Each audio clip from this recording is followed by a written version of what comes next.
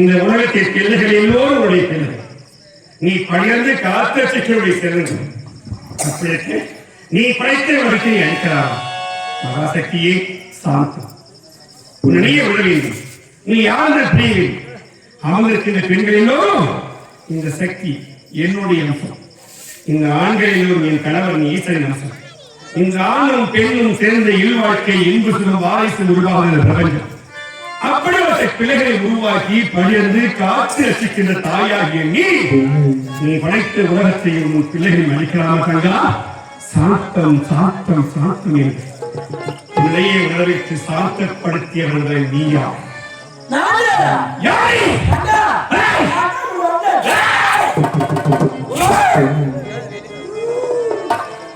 நீயா என்னுடைய அண்ணன் இல்லை என்று ஏமாற்ற வந்த மாயன். உண்மை நீ யார் தெரியுமா? பிரம்மனின் 5வது சிரம், அறுபட்ட காம சிரம். நீ பிரம்ம கபாலம். நீ அண்ணனை போல உணர்ந்திருக்கின்றாய். இல்லை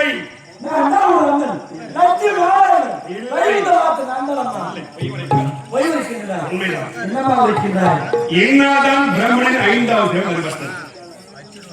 என் கணவருக்கும் 5 பஞ்சமுக சேர வேண்டும் என்று கேட்டு கணவரை பார்த்து ஈசனை பார்த்து என் கணவரும் பணியாளர் விட்டு எனக்கு சலுகையை பாரலாக சென்றார்.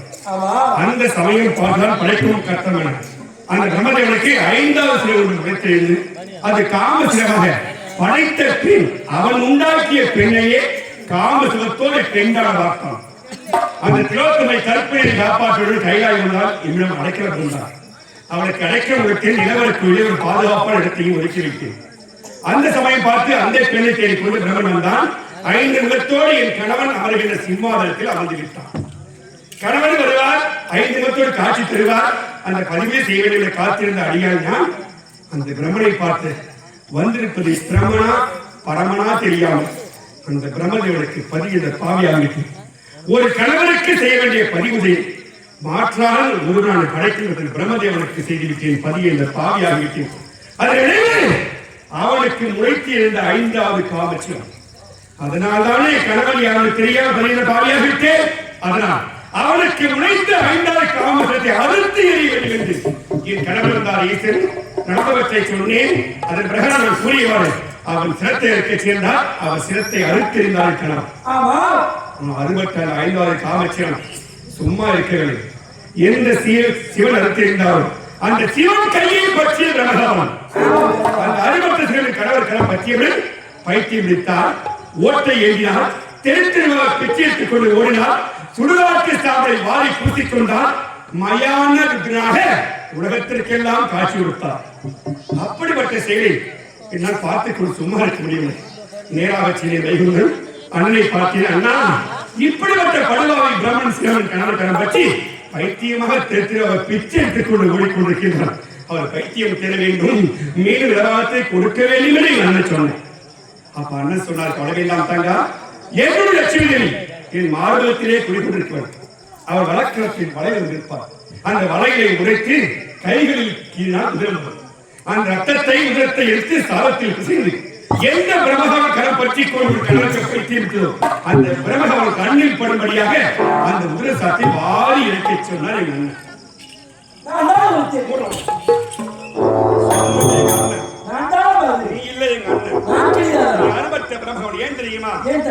அந்த சாலத்தை பிசிக்க பிரம்மகாவன் கீழே சாலத்தை உண்டது. என் கணவர் கரம்பற்றிய இறங்கியுடன் என் கணவருக்கு பைத்தியம் சேர்ந்தது. கைலாகம் சேர்ந்து கொண்டுதான் அவர் பின்னே நானும் தொடர்ந்தேன். ஆனால் கீழே பிரம்மகம் அறுபட்ட பிரம்மகம் என்னை பார்த்து எள்ளி நடையாடியது. அவன் என்ன சொன்ன தெரியுமா?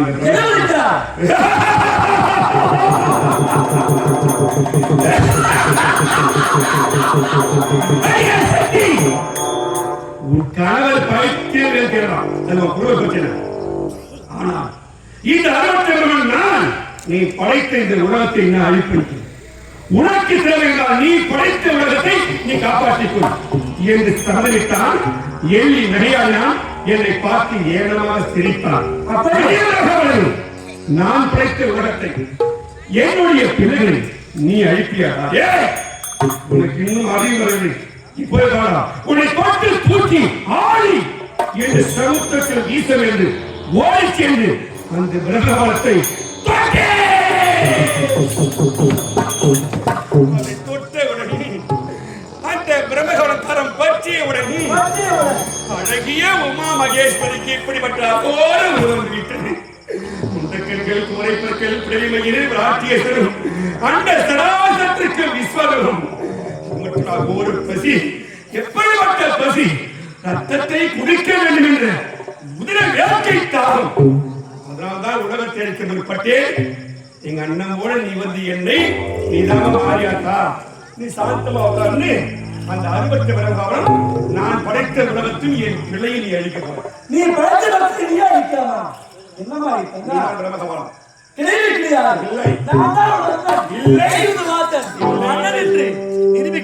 செய்ய வேண்டும்? என்னுடைய அண்ணனுக்கு உரிய ஒரே சேவை சதுர்புஜ சேவை. 4 கரங்கள் சங்கு சக்கரத்தோடு கதையோடு அன்பாளிக்கும் கரத்தோடு சதுர்புஜ சேவை காண்பித்தால் நீ சொல்றிய தங்கச்சின்னு அந்த தங்கை நம்புவான். அப்படியா? எனக்கும் இந்த புண்ணிய கஷேத்திரமான அழகான வெற்றிக்கான கிராமத்திற்கும் அந்த சதுர்புஜ சேவை காண்பிக்க வேண்டும். நான் வணங்குபவர் என் பிள்ளைகளும் அந்த சேவையை பார்த்து வணங்க வேண்டும். அப்படியா? யாருக்கும் கிடைக்காத சேவைதான் சதுர்புஜ சேவை. எங்கே இப்போது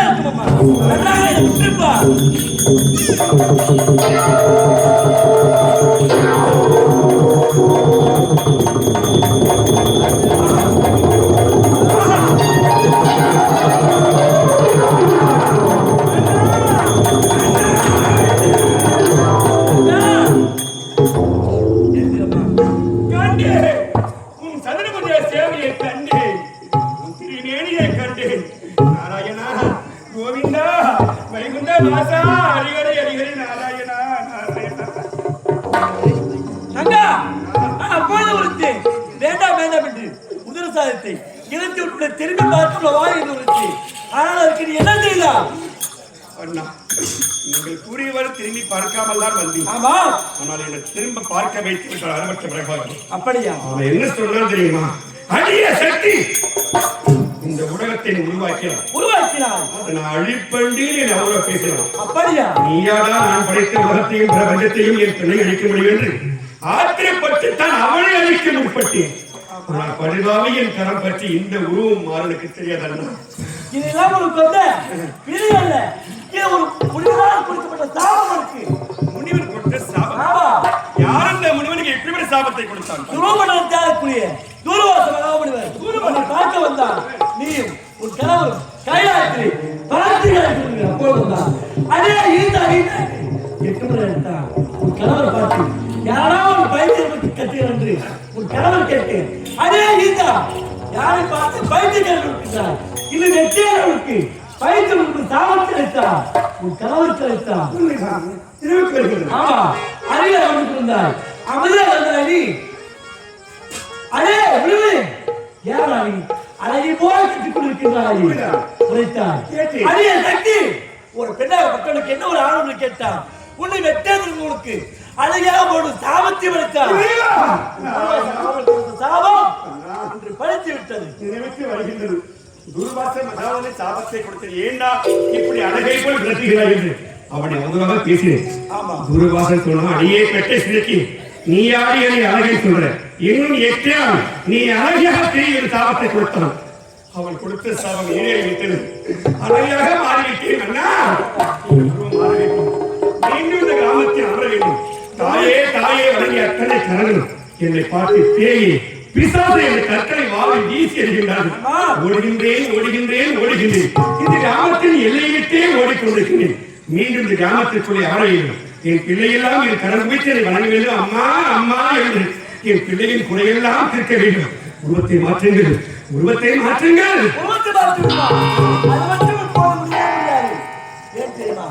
உருவம் மாறும் என்றால் நேரங்கள் வரும்பொழுது நானே இருக்கின்றேன். இந்த உருவம் வந்ததற்கு சந்தோஷமா இருக்கு. இந்த உருவம் வந்தது. ஆமா சந்தோஷமா இருக்கு. சந்தோஷமா இருக்கு. ஏமா ஏன் அவசரம்? இந்த உருவத்தை அடியேன் அடைந்து நான் படுகின்ற அவஸ்தை எனக்குத்தான் தெரியும். ஏன் தெரியுமா? அண்ணன் சொல்றாரு, தங்கா இந்த உருவம் சந்தோஷமா இருக்கு. யாருக்கு சந்தோஷமா இல்லையோ நான் சந்தோஷமா இருக்கு. அண்ணன் சொல்றேன். அண்ணன் சொல்ற வார்த்தையா இது? அதாவது தலைவருக்கு அனுப்புகின்றது. அழிப்பதற்கு இந்த பத்திரகாயவாதத்துக்கு நிச்சயம் தேவைப்படுகின்றது. ஓ தங்கா, நான் வேண்டுமென்றே இந்த உருவத்தின் மீது ஆசைப்படவில்லை. இந்த பிரபஞ்சத்தில் எங்கெல்லாம் அதர்மம் தோன்றுகிறதோ அதர்மத்தை என்னால் வரை இந்த செனவுகள் இந்த மொழிகள் அதர்மத்தை அழைத்துக் கொண்டிருப்பது பிரபஞ்சத்தில் உன் அவதார புருஷன் எங்க அண்ணன் வைகுந்த வாசன் என்கிற மாஸ்டர் நாராயணன், மற்றொன்று அவதார நாயகி உலக மகாசக்தி. நாங்கள் இருவரும் இல்லையே இந்த உலகத்தில் இந்த பிரபஞ்சத்தில் அதர்மத்தை அழிக்க முடியாது. அதனால் வருகின்ற எதிர்காலத்தில் அதர்மம் தலைவில் காணப்போகிறது. அந்த அதர்மத்தை என்னுடைய அவதாரம் கொண்டு அழிக்க முடியாது. இப்படிப்பட்ட அவதாரமான அகோர சொல்லியான ரணபத்திரக்காரி அவதாரம், இப்படிப்பட்ட பத்திரக்காரி அவதாரம் தான் அந்த அதர்மத்தை அழிக்க முடியும், தர்மத்தை காப்பாற்ற முடியும். எந்த பிள்ளையை காப்பாற்ற பிடிக்கிறார்கள் அந்த பிள்ளைகளை காப்பாற்ற வேண்டும் என்றால் இந்த உலகத்தோடு சில காலங்கள் இருந்துதான் ஆக வேண்டும். தந்தான் சொன்னான், என் பிள்ளையை காப்பாற்றத்தான் பிரம்மவரத்தை கையில் கொடுத்தேன். என் பிள்ளையால் தான் இந்த ஊர் மாறியது. என்னுடைய பிள்ளைகள் தான் எனக்கு அவ்வளவு பசி எடுத்திருக்கிறது. அதனால் என் பிள்ளைகளை காப்பாற்ற எந்த எல்லைக்கும் போவார். இந்த எல்லைக்காரி எல்லைக்கிறார். அப்படி இருக்கும்போது சில காலங்களால் வருகின்ற காலத்தில் ஒரு அழகான ஒரு சீக்கிரத்தையும் ஒரு அவதாரத்தை உருவாக்கிய தங்கா, அதர்மத்தை அழித்துவிட்டு சீக்கிரத்தை உருவாக்கி நீ அமர்வாய். அந்த அவதாரமான அவர்களுக்கு வருகின்ற காலத்தில் எண்ணிக் கொண்டிருக்கிறது. எந்த வணங்க மறுத்த அத்தனை பிள்ளைகளும் மீண்டும் உன்னை தேடி நாடி வந்து வணங்குவார்கள். உன் பிள்ளை குறையெல்லாம் தீர்க்கிறான்னு எங்க அண்ணன் சொல்றார். அண்ணா, உங்கள் வார்த்தை திறமையேற்கொண்டு கண்டிப்பாக உங்களுக்கு நடந்து கொள்கிறீர்கள். இருந்தாலும் இந்த கிராமத்தில் எட்டிக்காடு கிராமத்தில் என்னால் இருக்க முடியாது. பிள்ளையெல்லாம் பயந்து ஓடுகின்றார்கள். மறைந்து வாழ வேண்டும் என்றால் எனக்கு ஒரு இடம் தேவை, பசிக்கு உணவு தேவை.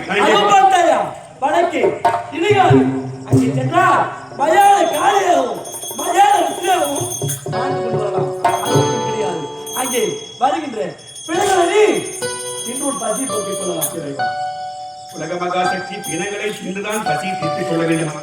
இயற்கையிலே அவதாரத்தில் பிணங்களை தின்று வளர்த்து அவர்தான் காத்திரி அம்மா. இருந்தாலும் சுடுகாட்டுக்கு போய் சொல்றீங்க, மறைந்து வாழ சொல்றீங்க. இருந்தாலும் அந்த சுடுகாட்டுக்கு மையான காலியே காத்திரி அம்மா தான் அதற்கு முடியும். அவர் அனுமதி இல்லாமல் நான் சுடுகாடு போக முடியாது. என்னோடு சேர்ந்த அத்தனமாடிகள் காட்டேரி அம்பாள், அவளையும் அழைத்துக் கொண்டுதான் நான் சுடுகாடு போக வேண்டும். இப்போதே காட்டேரி அம்பாளை அழைக்கிறேன். காட்டேரி, நம்முடைய அண்ணன் சொல்லுகின்றார், தங்கா உன் உணவு பசித்திர வேண்டும் என்றால் இந்த கிராமத்தில் நீ குடியிருக்க முடியாது. அப்படியா? உன் பிள்ளைகளை காப்பாற்ற வேண்டும் என்றால் அதர்மத்தை அழிக்க வேண்டும், சில காலம் மறைந்து வாழ வேண்டும் சொல்றார். நான் எங்கே என்று கேட்டேன். நீ சுடுகாட்டுக்கு தான் போகணும்னு சொல்றாரு. அந்த சுடுகாட்டுக்கு சொந்தக்காரியை காட்டேரி அம்பாள் நீதான். உன்னுடைய துணையெல்லாம் வர முடியாது. நான் சுடுகாடு வருகிறேன். உன் துணையோடு எனக்கு தேவையான பிணங்களை நீதான் எடுத்துக் கொடுக்க வேண்டும். அதை உண்ண வேண்டும். என் பசி திற வேண்டும். அப்படியா? அண்ணா தங்கா, இந்த காட்டேரி அம்பாள் வேறு யாரும் அல்ல. காட்டேரியும் நானே காட்டேரி. உலக மகாசக்தி ஆதியில் தோன்றிய உலக மகா உமா மகேஸ்வரி. ஒரு சமயத்தில் நானும் என் கணவரும் கைலாயத்தில் படுத்து உறங்கியிருந்தோம். எனக்கு திடீரென்று இரவு சரியாக 12 மணிக்கு அகோர பெரித்தனமான பசி ஒன்று ஏற்பட்டுவிட்டது. அந்த பசிக்கு உணவு கைலாயத்தில் கிடைக்கவில்லை. என்னடா ஆச்சரியம்! இந்த அகோர பசி வெறித்தனமான பசிக்கு கைலாயத்திலே உணவு கிடைக்க எங்கே போறாங்க நினைத்து பார்த்தேன். நேராக பூலோகம் அங்கே. அப்படி வரும்பொழுது எதிரே சுடுகாட்டை கண்டேன். அந்த சுடுகாட்டை நெருங்கியுடன் அழகான இந்த உமா மகேஸ்வரிக்கு இப்படிப்பட்ட அகோரமான ஒரு பயங்கரமான உருவம் எனக்கு ஏற்பட்டு விட்டது. அப்படி எடுத்து ஏற்பட்டவுடன் உடனே சென்றேன். அங்கே பிணங்களை எல்லாம் பிணைத்துக் கொண்டிருந்தார்கள். உடனே ஓடிச் சென்றேன். அந்த பிணகுடைய தோன்றினேன். பிணத்தை வெளியே இழுத்து போட்டேன். கையிலே கால்களை கிழித்து உண்டேன். என் அகோர பசி அடங்கிவிட்டது. என் பசி அடங்கியவுடன் என் உருவம் மாறிவிட்டது. தாந்திர சொருவியாக மறுபடியும் கைலாயம் சென்று என் கணவருக்கு தெரியாமல் படுத்திவிட்டார். தினந்தோறும் இப்படியே செய்து கொண்டிருக்கிறேன். ஒரு நாள் என் கணவர் ஈசன் பார்த்து விட்டார். அது எனக்கு தெரியாது. சக்தி நமக்கு தெரியாமல் எங்கே போகின்றார். சில நேரம் கழித்து வருகின்றார். கேட்டால் நான் இங்குதான் என்ற சுவாமி என்று புரிவளிக்கின்றார். இன்று பரிசோதிக்க வேண்டும் என்று அவர் தூங்காமல் வீட்டுக் கொண்டிருக்கின்றார். நான் கணவர் ஈசன் தூங்கிட்டார்னு அவருக்கு தெரியாமல் புறப்பட்டு வந்தேன். அவர் எனக்கு தெரியாமல் என் தொடர்ந்து வந்து கொண்டிருக்கின்றார். நான் சுடுகாடு நெருங்கியுடன் அகோர உருவம் இது எடுத்து விட்டேன். என் கணவர் பார்த்து ஆச்சரியப்பட்டு விட்டார். எனக்கு தெரியாது. ஓடிச்சேன் பிணத்தை பிடிவி தீண்டேன். அப்போது கணவருக்கு பயங்கர கோபம் வந்துவிட்டது. உலகத்தை காற்றில் தச்சுகின்ற ஒரு தாயானவள் கேவலம் பிணத்தை திருகின்றாள் என்று இவளுக்கு ஒரு பாடம் கற்பிக்க வேண்டும் என்று எனக்கு தெரியாமல் கைலாயம் சென்று விட்டார். அவர் வந்து எனக்கு தெரியாமல் நானும் சென்று உறங்கிவிட்டேன். மறுநாள் கேட்டார், சக்தி எங்கே சென்றால்? நான் எங்கு போய் வைத்தேன். சரி, தகுந்த பாடம் கற்பிக்க வேண்டும் என்று மறுநாள் இரவு சரியாக புறப்பட்டேன். எனக்கு தெரிந்து கணவர் புறப்பட்டு விட்டார். நான் போகும் வழியில் பெரிய பள்ளத்தை எடுத்து விட்டார். அந்த பள்ளத்தின் மீது புற்களையும் இலைகளை போட்டு மூடி மறைத்து விட்டார். அது எனக்கு தெரியாது. நான் வேகமாக வெறித்தவர்கள் ஓடி சென்றேன். படாத புலியில் விழுந்து விட்டேன். எனக்கு தெரியாது. புலியில் இன்னும் அல்லாக்க பார்த்தால் என் கணவர் ஈசன் இருக்கின்றார். சுவாமி, நீங்களே எங்கே வந்து வாயை மூடு. நீல ஒரு சக்தி உலகத்தை படைத்தவனா? தாயா நீ கேவலம் எனக்கு தெரியாமல் போய்விடுத்து உலகம் வருகின்றாய், பிணத்தை தின்கின்றாய். நீ எல்லாம் ஒரு சக்தியா? கேட்டது பேசி உனக்கு இடமாகவே கொடுக்க முடியாது சொல்லிவிட்டார். அடியாளை மன்னிக்க வேண்டும். என்னவென்று தெரியவில்லை. நான் கோர பசி ஏற்படுகின்றது. உலகம் வருகின்றேன், பிணத்தை உண்கின்றேன், பசி தெரிகின்றது, வந்து படுத்து விடுகிறேன். அடியாளை மன்னிக்க வேண்டும். இடவாகத்தை கொடு என்று கேட்கிறேன். இடவாகத்தை கொடுக்க முடியாது. உனக்கு இடவாக கொடுக்க அந்த அகோர உருவத்தை எந்த புதைகுழியில் இருந்தாலும் அதே குழியில் அந்த உருவத்தை மறைத்து விட்டு சாந்த சொர்பியாக வந்தால் உனக்கு அவதாரம் பண்ண சொன்னார். இடவாக அவர் தோன்றிய குழியில் இந்த அகோர உருவத்தை மண்ணை போட்டு என் கணவரையே மூடிவிட்டார். அன்று முதல் இன்று வரை சுடுகாட்டில் அந்த புதைகுழி பிணத்தோடு பிணமாக பூமிக்குள்ள இருப்பவன் தான் என்னுடைய அம்சம் படைத்த காட்டில் சாந்த சொர்பியாக இடமாக கொடுத்தேன். அதுதான் இது இந்நாள் வரை காட்டேரி அம்பாளுக்கு சிலை வடிவம் கிடையாது, ஆலயம் கிடையாது. அனைத்து தேவதைக்கும் ஆலயம் உண்டு, சிலை வடிவம் உண்டு. சிலை வடிவமும் ஆலயம் இல்லாத ஒரே தேவதை காட்டேரி அம்பாள். அந்த காட்டேரி அம்மன் நிறைய குடும்பத்துக்கு குலதெய்வமா இருப்பாங்க. நிறைய பேர் சாமி கும்பிடுவாங்க. அந்த காட்டேரியை அந்த குலதெய்வ குடும்பங்கள் அப்படி கும்பிட போகும்போது தனியான ஒரு குளக்கரை, ஒரு தனியான இடம், ஒரு ஆற்றங்கரை, இதான் சுடுகாடு. அங்கதான் போகணும், பள்ளத்தை தோண்டணும், என்ன நெய்வேத்தியம் நெய்வேத்தியம் உள்ள போடணும், மண்ணை போட்டு முடியும் வந்துடும். அப்படி அந்த காட்டேரி அம்மன் வழிபட குலதெய்வ குடும்பங்கள் போகும்போது அந்த கிராமத்தில் யாருமே எதிர்விட்டு வரக்கூடாது. அது தோன்றியும் சில பேர் தெரியாம சொல்லிடுவாங்க. காட்டேரி கும்புறவங்க இந்த கிராமத்தில் இருந்தால் காட்டேரி அம்பாளை வழிபட போகும்போது சொல்லணும், ஊர்ல நாங்க 7 மணிக்கு நாங்க புறப்படுறோம் வீட்டை விட்டு, யாருமே வரானா ஊரெல்லாம் அடங்கி இருக்க வேண்டும். வீட்டை விட்டு யாரும், அதாவது குழந்தை இல்லாத குடும்பங்கள் வெளியே வரக்கூடாது.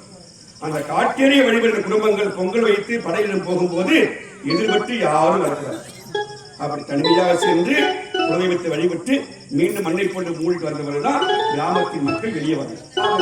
அப்படி அவசரப்படுற காட்டேரி அம்பாள். அது ஏன்னா நிறைய பேர் சொல்லுவாங்க ரத்த காட்டேரி ரத்தத்தை குடிப்பாங்க. காட்டேரி அம்பாள் உங்க ரத்தத்தை குடிக்க மாட்டான், செத்த உனக்கு ரத்தத்தை தான் குடிப்பான் காட்டேரி அம்பாள். அவளுக்கு ஒரு அம்சம் உண்டு, அதை நீங்க புரிஞ்சுக்கணும். இந்த கிராமத்தில் அளவில் பெண்கள் பார்க்கின்றீங்க. பெண்களுக்கு உரித்தான காவியம் தான் இந்த அங்காள ஈஸ்வரி, பெரியாயி அம்மன், காட்டேரி அம்பாள் உறுப்பணம் சொல்றாங்க. இந்த காட்டேரி அம்மனுடைய அம்சம் உன் குடும்பத்தில் மகளோ மருமகளோ நிறைமாத கர்ப்பிணி பண்ணியாக கருத்தரித்து இருக்கும் பொழுது எந்த தெய்வத்தை வேண்டாலும் சரி, உன் கிராமத்தில் தேவை மகாசக்தி மாரியம்மனோ இல்ல அங்காளம்மனோ எந்த தெய்வம் வணங்கினாலும் சரி, அந்த வணங்கும் பொழுது காட்டேரி அம்பாளையும் சேர்த்து வணங்க வேண்டும். எந்த கோயில் இல்லையோ நம்மளுக்கு அது முக்கியம் இல்லை. அம்மா காட்டேரி அம்மா, என் மகளுக்கும் மருமகளுக்கும் சுகமாக பிரசவிக்க வேண்டும் என்று அவளை சேர்த்து வேண்டினால்தான் உன் மகளுக்கும் மருமகளுக்கும் சுகமான பிரசவம் நடக்கும். அதான் உண்மையான அம்சம் இந்த காட்டேரி அம்பாளுக்கு. கருவை கொடுப்பவள் கருமாய், கருவை உருவாக்கி வளர்ப்பவள் அங்காள ஈஸ்வரி. அந்த கருவை உருவாக்கி வளர்த்து சுகமான பிரசவத்தை கொடுக்கின்றவர் காட்டேரி. இந்த 3